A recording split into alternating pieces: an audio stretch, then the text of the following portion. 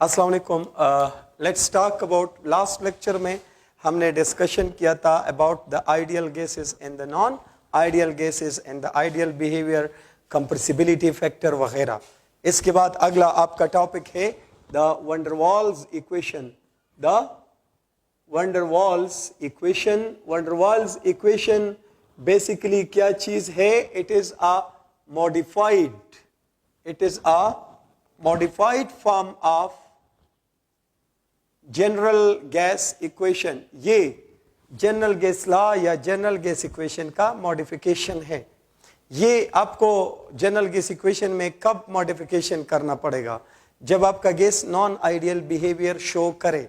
जब तक gas ideal behaviour को ओबे करता है तब तक गैस का बिहेवियर एक्सप्लेन होता है by PV is equal to n R T.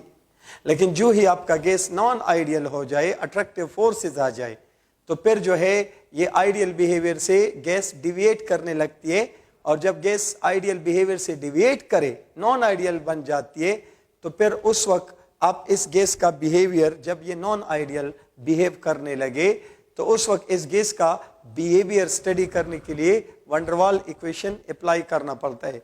तो वंडरवाल ने रियल गैस या नॉन आइडियल गैस जब आइडियल बिहेवियर से डिविएट करने लगती है, तो उसमें प्रेशर और वॉल्यूम का करेक्शन कर दिया, यानी PV is equal to n R T. ये प्रेशर भी ठीक है और वॉल्यूम भी तब तक जब तक आपका गैस आइडियली बिहेव करती है। जब तक गैस आइडियली बिहेव करते हैं तो ये दोनों ठीक है। जो ही आपका गैस नॉन आइडियल बन जाए, तो फिर इसको भी करेक्ट करना पड़ेगा और इसको भी करेक्ट करना पड़ेगा। और जब वंडरवाल ने क्या किया, प्रेशर करेक्शन किया और वॉल्यूम करेक्शन, तो कब आपको करेक्शन की जरूरत पड़ेगी? जब आपका गैस नॉन आइडियल हो जाए, डिविएट करने लगे आइडियल बिहेवियर से। तो फिर this is applied for a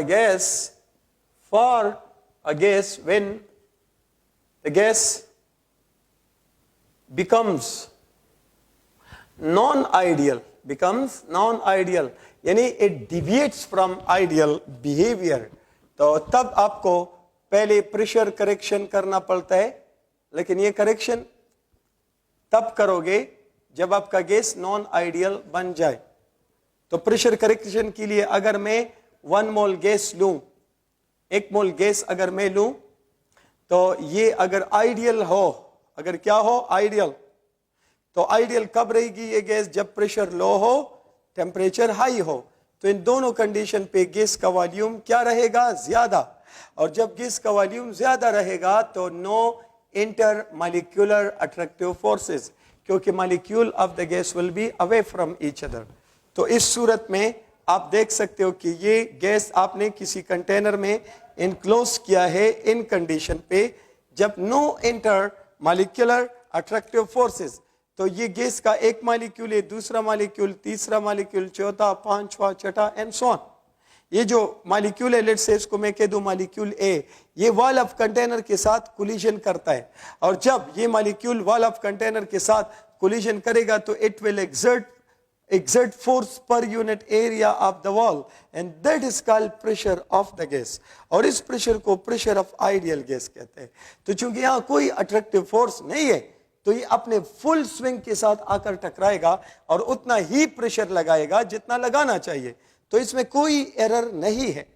लेकिन अगर इसी गैस को आप क्या बनाओ, नॉन आइडियल बनाओ, तो ये गैस कब नॉन आइडियल बनेगी?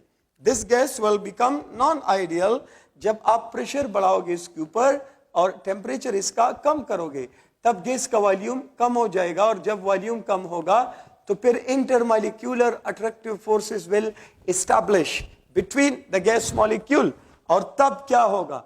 तब आपका जो यही गैस है वही मॉलिक्यूल ए दोबारा कंसिडर करो, ये मॉलिक्यूल ए है, मॉलिक्यूल बी इसको कह दो, इस तरह। तो अब देखें इस मॉलिक्यूल बी पे नेट फोर्स कितना होगा? ये और ये फोर्सेस एक दूसरे को कैंसल, ये और ये फोर्सेस एक दूसरे को कैंसल। मॉलिक्यूल ए पे ये जो वर्टिकल फोर्सेस है इनका नेट रिजल्ट 0 होगा। लेकिन ये जो हॉरिजॉन्टल फोर्स इसको बी पीछे की तरफ अपनी तरफ अट्रैक्ट करेगा, तो इस फोर्स को जाया करने के लिए यहां कोई फोर्स नहीं है। तब ए आकर टकराएगा लेकिन उस स्विंग से नहीं टकराएगा जिस स्विंग से पहले टकराया था, क्योंकि अब ये बी जो इंटरमॉलिक्यूलर अट्रैक्टिव फोर्स है, ये इंटरमॉलिक्यूलर अट्रैक्टिव फोर्स ए को पीछे खींचता है, जिसकी वजह से ए जो प्रेशर लगाएगा, this is called pressure of non ideal gas. तो नॉन आइडियल सूरत में pressure is not that much as it should be, लेकिन आइडियल केस में मॉलिक्यूल का प्रेशर, गैस का प्रेशर उतना ही है जितना होना चाहिए, तो इसमें एरर नहीं है, तो आपका रिजल्ट ठीक आता है इस इक्वेशन से। लेकिन जब अट्रैक्टिव फोर्स आ जाए तब प्रेशर में एरर आता है। प्रेशर में किस वजह से एरर आता है? अट्रैक्टिव फोर्स क्या करता है? रियल गैस के प्रेशर को कम करता है। तो it lessons, what does it do? It lessons the pressure of, it lessons the pressure of real gas, यानी non ideal gas.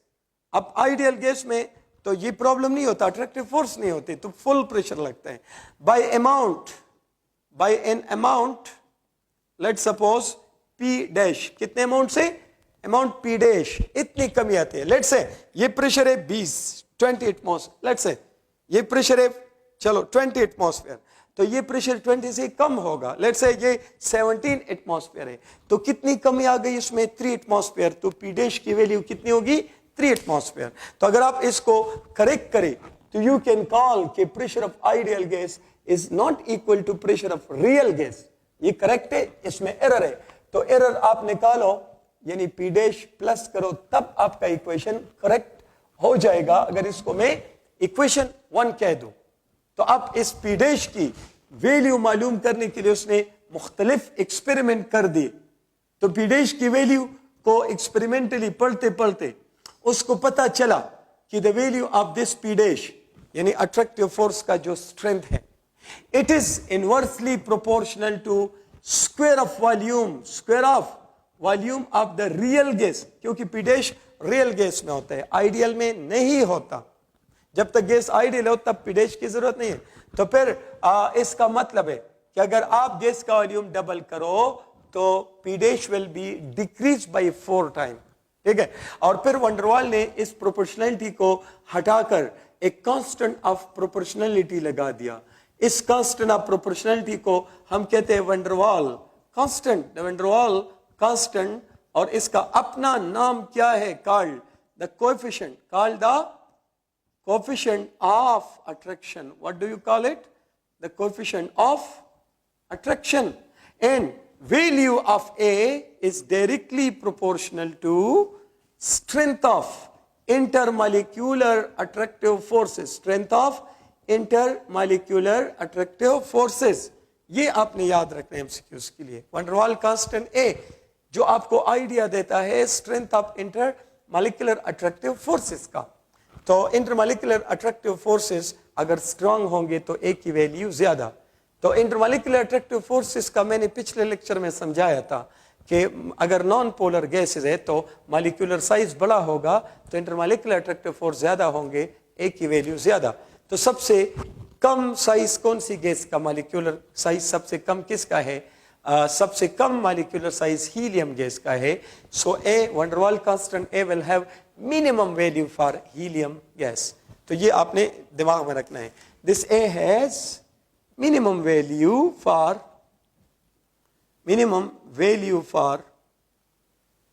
Helium gas, शाबाश, for helium gas and so on.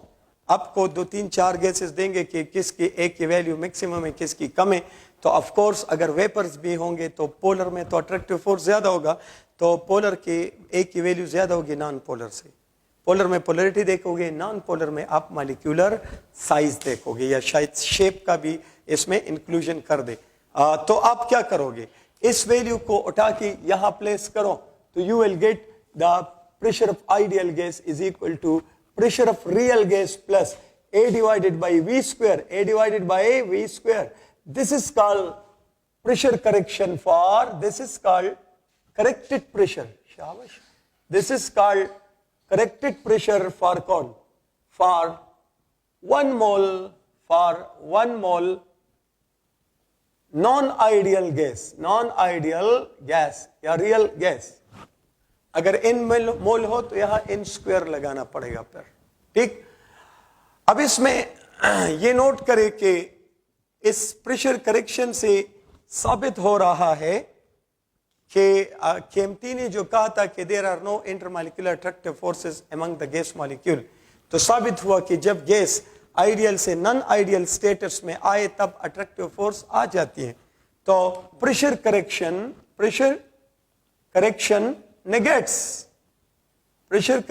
Negates the postulate of KMT।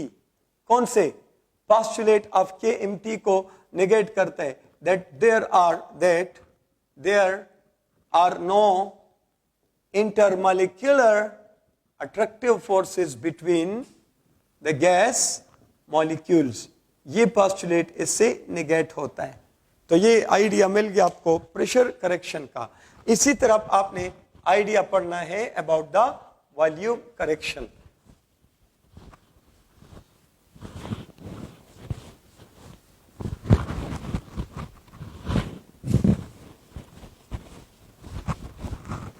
अब देखो volume correction का क्या concept आप पढ़ रहे हो। वॉल्यूम करेक्शन के लिए once again if I talk about 1 mole of gas, 1 mole gas, और इसको मैं आइडियल रखूं तो कब दिस विल बी आइडियल? जब प्रेशर क्या हो, लो, एंड टेम्परेचर क्या हो, हाई। तो इन दोनों कंडीशन पे गैस का वॉल्यूम ज्यादा रहेगा। अब जब गैस का वॉल्यूम ज्यादा रहेगा तो आप इसके मॉलिक्यूलों के दरमियान स्पेस देखोगे तो that will be an infinite space like this. तो the volume of the gas molecule is negligible as compare to the free space between them. अगर इन 1 मोल मॉलिक्यूलों को आप कंप्रेस करोगे तो आपको शुरू में मैंने एक्सटेंट ऑफ कंप्रेसिबिलिटी पढ़ाया था कि आप मॉलिक्यूलों को बिल्कुल टच नहीं कर सकते, बल्कि जब इनके दरमियान कितना स्पेस रह जाए, 4 time the size of this molecule, तो that will be the maximum compression of the gas. बशर्ते ये कि गैस का टेम्परेचर उसके क्रिटिकल टेम्परेचर से ज्यादा हो। अगर गैस का टेम्परेचर उसके क्रिटिकल टेम्परेचर से ज्यादा हो और 1 मोल गैस को आप कंप्रेस करो तो the maximum compression is done until a space equal to 4 times the size of the gas molecule is left between the molecule। इससे आगे मजीद आप कंप्रेशन नहीं कर सकते। करोगे तो टेम्परेचर कम करना पड़ेगा, और टेम्परेचर कम करोगे the gas will suddenly liquefy, जोल थॉमसन हो जाएगा। तो ये कांस्टेंट रहेगा, इसको कहते हैं effective volume. What do you call it? The effective volume. और इसको वंडरवाल ने एक कांस्टेंट बी से जाहिर किया। This is again called van der Waals constant, और ये आपको देता है effective volume of 1 mole gas molecule. यानी this is the volume of 1 mole gas, volume of 1 mole gas molecules just before liquefaction, just before liquefaction. Like liquefaction से पहले अगर आप इसका टेम्परेचर क्रिटिकल करो या क्रिटिकल से कम करो तो ये the gas will suddenly liquefy. अगर इमेजिनरी कंसेप्ट में आप ये पढ़ लो कि इनको हम टच कर सके, टच तो नहीं कर सकते, लेट सपोज कर सके, तो फिर इसको आप कहोगे एक्चुअल वॉल्यूम। क्या कहोगे? Actual volume of 1 mole gas, of 1 mole gas molecules. इसको symbolically represent किया जाता है by Vm, and you say that B is 4 times that of the actual volume of the gas molecules। ये याद रखना है। तो आप देखें this thing is negligible as compared to the free space। हम basically इसको volume of molecule कहते हैं और इस free space को volume of gas कहते हैं। तो ideal सूरत में आप कहते हो कि volume of ideal gas is equal to volume of the vessel, क्योंकि इसमें ये चीज नेग्लिजिबल है। ये चीज क्या है? B is negligible. तो इस सूरत में तो आपके पास PV इज इक्वल टू इनर्टी में अगर आइडियल है तो ये भी ठीक आता है, अट्रैक्टिव फोर्स नहीं है, और ये भी ठीक आता है क्योंकि volume of the gas molecule is negligible as compare to the free space. तो इसको नेग्लेक्ट करके आप कह दो कि बस ये पूरा फ्री स्पेस है, मॉलिक्यूल को नेग्लेक्ट कर दो। नोट करें कि value of B Van der Waals constant B is directly proportional to molecular size। अगर मॉलिक्यूल का साइज बढ़े तो 1 मोल मॉलिक्यूल पर ज्यादा स्पेस ऑक्युपाई करेंगे। बी की वैल्यू ज्यादा, बी की वैल्यू ज्यादा होने का मतलब है आइडियलिटी कम। ए की वैल्यू ज्यादा होने का भी मतलब है आइडियलिटी कम। तो अगर ए और बी दोनों की वैल्यू कम होगी तो आइडियलिटी बढ़ेगी, और ए और बी की वैल्यू जब जीरो होगी द गैस बिकम आइडियल। अगर ए और बी की वैल्यू है, कुछ भी है, तो गैस आइडियल नहीं है। ए और बी की वैल्यू जितनी बढ़ेगी आइडियलिटी कम होती जाएगी, ए और बी की वैल्यू कम होती जाएगी तो आइडियलिटी बढ़ती जाएगी। तो ये आपने माइंड में रखना है। अगर इसी 1 मोल गैस को मैं नॉन आइडियल बनाऊं, शाबाश, क्या बनाऊं? Non ideal. कब नॉन आइडियल बनाएंगे? जब प्रेशर बढ़ाओ, टेम्परेचर कम करो, तो फिर वॉल्यूम विल बी डिक्रीज्ड। तो इस सूरत में आप देख रहे हो कि आपका ये तो नहीं चेंज होगा, तो कांस्टेंट ही रहेगा, ठीक है ना? तो बिल्कुल एग्जैक्टली कांस्टेंट ही रहेगा, लेकिन आपका जो फ्री स्पेस है वो काफी कम हुआ।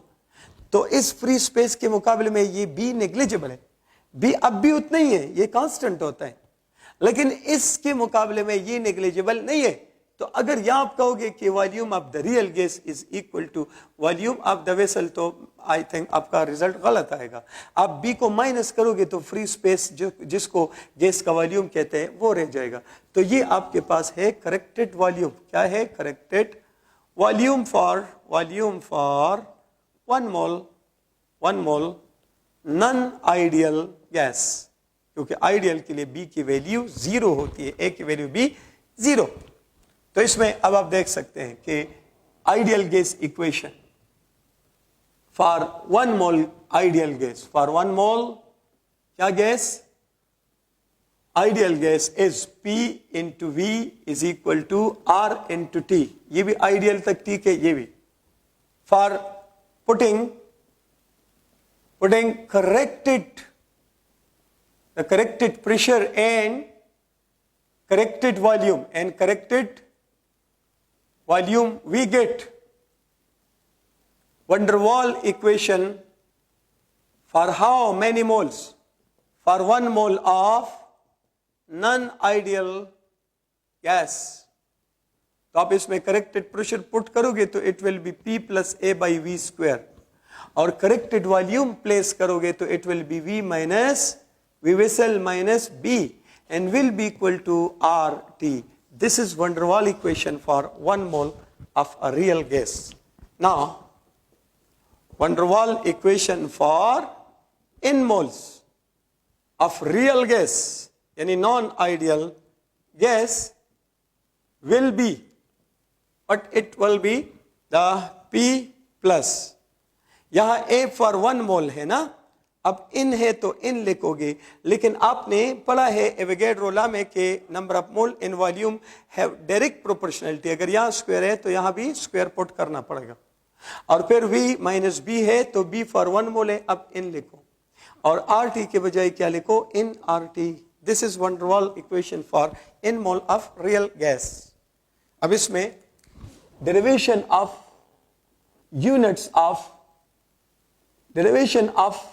units of A and B, van der Waal constants A and B। तो यहां से इस फिगर को इक्वल टू 0 करो तो A का यूनिट डिराइव करो, इस फिगर को इक्वल टू 0 करो तो B का यूनिट डिराइव करो। लाइक देखो, P plus n square A by V square is equal to 0, तो इट विल बी क्या आएगा? N square A by V square बराबर है माइनस P, या A बराबर है minus P into V square divided by n square. ये वहां चले गए। अब इसमें यूनिट पुट करो तो इसका यूनिट क्या है? एटमॉस्फेयर लीटर स्क्वायर पर मोल स्क्वायर, या एटमॉस्फेयर इंटू डेसीमीटर पावर 6 पर मोल स्क्वायर। और इसी तरह ये फिगर लो, इक्वल टू 0 करो फॉर B, तो it will be minus n b बराबर है माइनस V, या इन बी बराबर V, या B बराबर V डिवाइडेड बाई N, तो it will be litre per mole या डेसीमीटर क्यूब पर मोल। ये यूनिट का कंसेप्ट है, ए van der Waal constant A और B। और नोट करें कि ये बात नोट करें कि ideality is inversely proportional to A, and ideality is inversely proportional to B. अगर ए और बी की वैल्यू बढ़ेगी तो आइडियलिटी कम होगी, ए और बी की वैल्यू जितनी कम होती जाएगी आइडियलिटी बढ़ती जाएगी। अगर ए और बी की वैल्यू बिल्कुल जीरो हो जाए then the gas become ideal. और एक बात रह गई इसमें कि वॉल्यूम करेक्शन प्रूव्स या negates the postulate of KMT, postulate of KMT that volume of gas molecules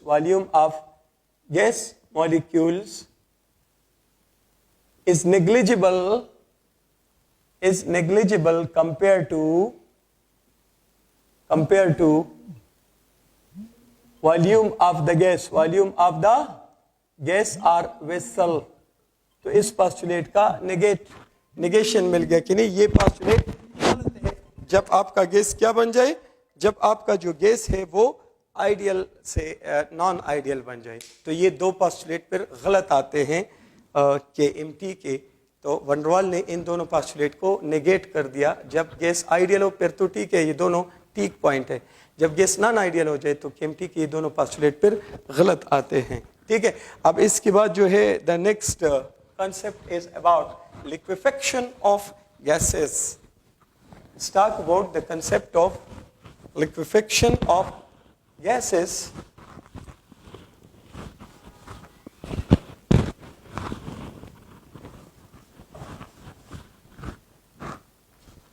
Liquefaction of gases का क्या concept है? तो इसका मतलब है conversion of gas into liquid. तो अगर आप किसी गैस के ऊपर प्रेशर बढ़ाते रहो और इसका टेम्परेचर कम करते रहो तो इससे क्या होगा, द गैस विल लिक्विफाई।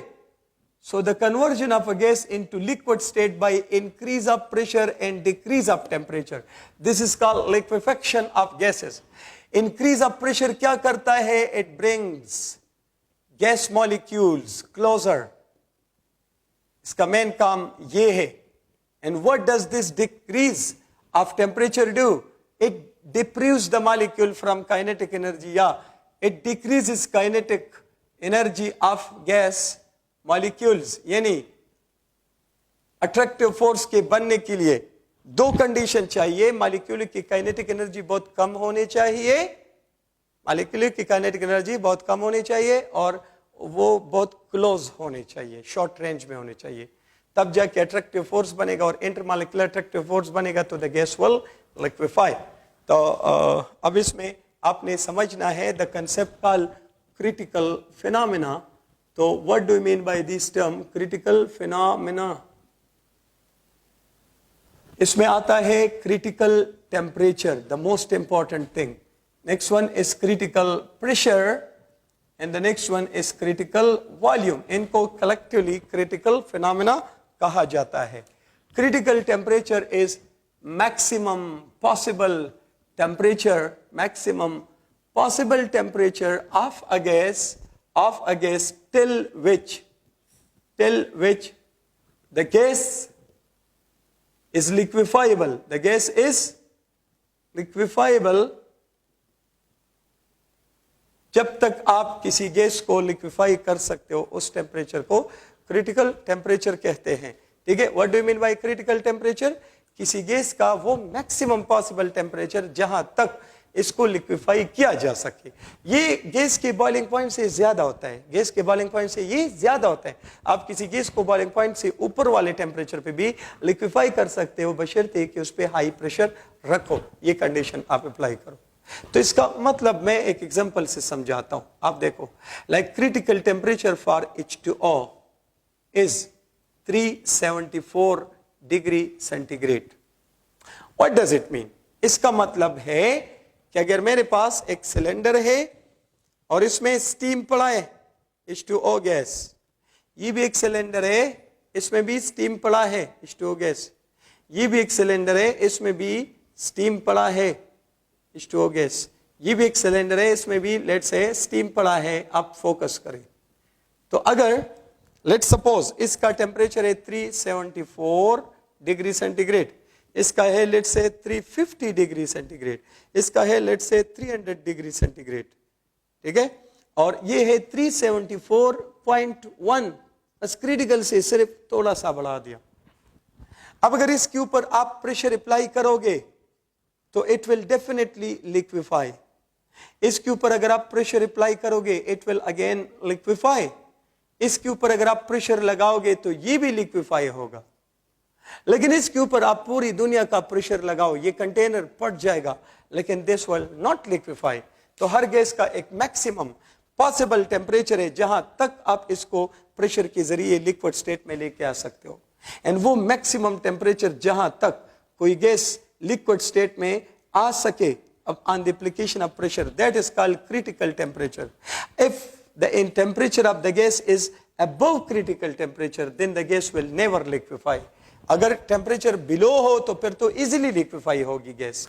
तो that maximum possible temperature of a gas above which the gas can not be liquefied, या till which the gas is liquefiable. इस पे बहुत मुश्किल से लिक्विफाई होगी, बट होगी, ठीक है। And it is above the boiling point of the gas. और वो प्रेशर जो किसी गैस को लिक्विफाई करने के लिए रिक्वायर्ड हो एट इट्स क्रिटिकल टेम्परेचर, उसको कहते हैं क्रिटिकल प्रेशर।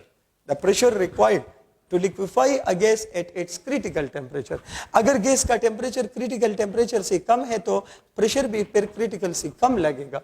अगर टेम्परेचर और कम, प्रेशर और कम लगेगा। जितना टेम्परेचर कम होगा कम प्रेशर लगेगा इसको लिक्विड स्टेट में लेके आने के लिए। लेकिन अगर गैस का टेम्परेचर क्रिटिकल से थोड़ा सा भी बढ़ गया, the gas will not liquefy what ever the amount of pressure you apply upon it. And याद रखो कि pressure, it is the pressure required for the conversion of a gas into liquid state at which temperature? At its critical temperature. It is the volume of 1 mole gas at pressure, it is the volume of 1 mole gas at its critical temperature and critical pressure. अब इसमें याद रखो कि higher is critical pressure, higher is critical temperature of a gas, higher will be its critical pressure and vice versa. अगर critical temperature किसी gas का ज्यादा है तो क्रिटिकल प्रेशर भी ज्यादा होगा, और अगर क्रिटिकल टेम्परेचर कम है तो क्रिटिकल प्रेशर भी कम ही होगा। और ना याद रखिए कि the critical temperature of a gas is directly proportional to the strength of intermolecular attractive force. जिस गैस के इंटरमॉलिक्यूलर अट्रैक्टिव फोर्स स्ट्रांग होंगे उसको आप बहुत हाई टेम्परेचर पर भी जाकर लिक्विफाई कर सकते हो। वाटर का क्रिटिकल टेम्परेचर इतना ज्यादा क्यों है? क्योंकि इसमें बहुत स्ट्रांग हाइड्रोजन बॉन्ड बनता है। तो सबसे कम क्रिटिकल टेम्परेचर कौन सी गैस का है? हीलियम का, क्योंकि उसमें सबसे वीक अट्रैक्टिव फोर्स बनते हैं। आगे जूल थॉम्सन तो ऑलरेडी पढ़ा चुका हूं, एंटी जूल थॉम्सन भी पढ़ा चुका हूं। तो लास्ट पोर्शन है कि Lenz method, the Lenz method of liquefaction, the Lenz method of liquefaction। तो इसमें आपने जूल थॉम्सन इफेक्ट को एज अ प्रिंसिपल रखना है। It's principle is Joule Thomson effect, जो ऑलरेडी शुरू वाले लेक्चर में मैंने पूरी तरह डिस्कस किया हुआ है। तो इसमें हम कहते हैं कि एक कंप्रेसर रखते हैं, उस कंप्रेसर में वो गैस डालते हैं जिसको कंप्रेस करना हो, जिसको लिक्विफाई करना हो, और इस कंप्रेस गैस को फिर हम पास करते हैं लो प्रेशर एरिया में through a jet and be sure कि ये जेट स्ट्रेट नहीं हो, बल्कि ये जेट क्या हो? स्पाइरल हो। क्या हो? स्पाइरल। तो फिर आपका quick liquefaction process will be observe, जल्दी अट्रैक्टिव फोर्स टूटते हैं। तो यहां से कंप्रेशन करोगे तो ये कंप्रेस गैस यहां आएगी, तो it will cool according two joule Thomson effect. उस कोल्ड गैस को दोबारा यहां शिफ्ट करके कंप्रेस किया जाता है and it is circulated again and again until the gas is liquefied. और फिर इसमें हम यहां पर थोड़ा सा एक एक्स्ट्रा वैल्यू एडिशन देखो कि यहां हम रखते हैं the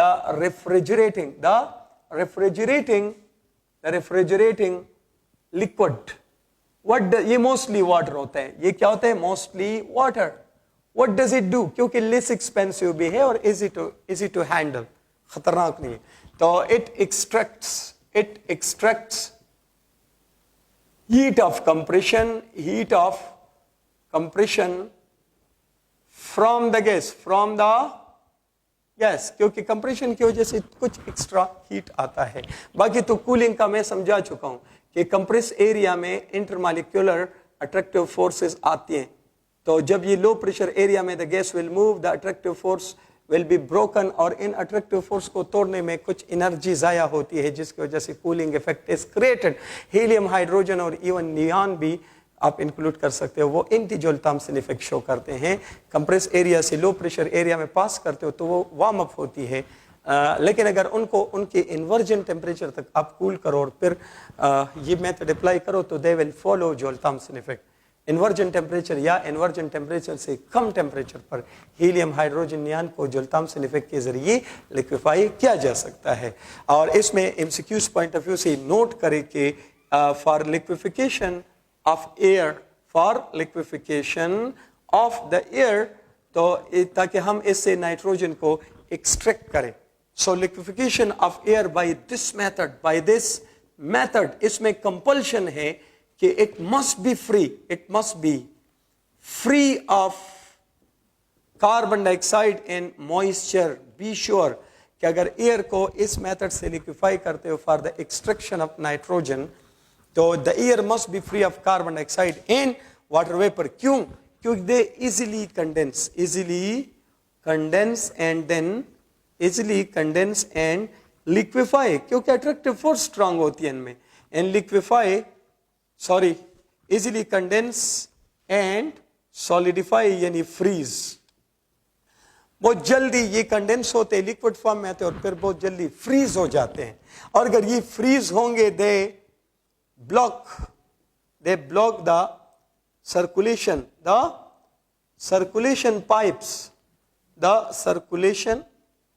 pipes and the process will be blocked, यानी ये आइस यहां फंस जाएगा तो the step will be stop any more. तो ये आपको दिमाग में रखना है, एमसीक्यूज में इस टाइप की चीजें अक्सर पूछते हैं। तो इस चैप्टर का बिल्कुल लास्ट पोर्शन जो है that is called the plasma state as a fourth state of matter. Plasma as a fourth state of matter अगर आप डिस्कस करो तो let's talk about this plasma. इसमें इंपॉर्टेंट चीजें नोट करें। फोर्थ स्टेट ऑफ मैटर है, generally तो ये किसी भी स्टेट में होता है, लेकिन आपके बुक के लिहाज से this is gaseous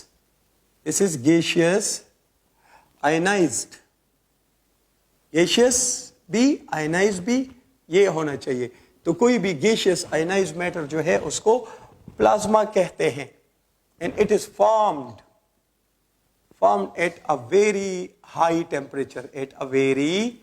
high temperature.